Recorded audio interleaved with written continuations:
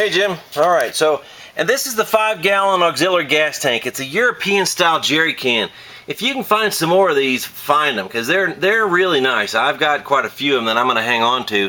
But I carried around it holds 5 gallons of gas, never leaks. Things are fantastic. And they're usually not too expensive. You can get them on a Sportsman's Guide. Every now and then you'll see them on Cheaper Than Dirt.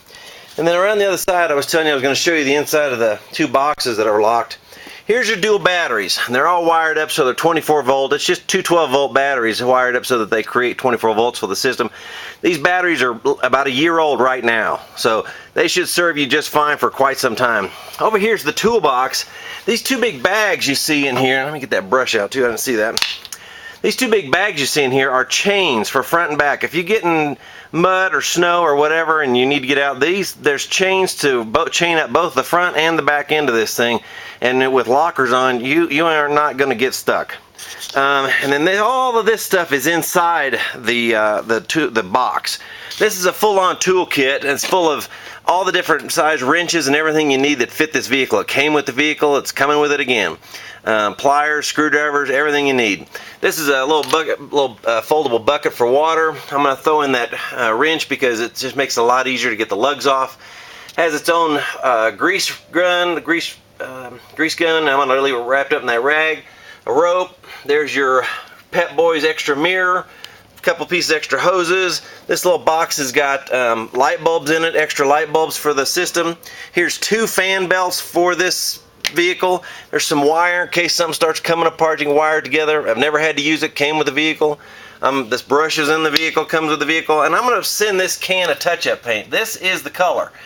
This, if you need to touch anything up, this will keep your pins looking like brand new. And then lastly, and probably most importantly, is this nozzle hose for the European gas tanks.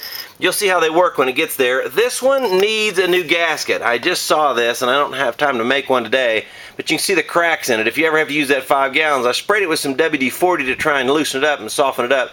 Long story short, it'll get the gas in the tank, but it's going to leak on you too. So you can just make another one of those out of just a piece of rubber.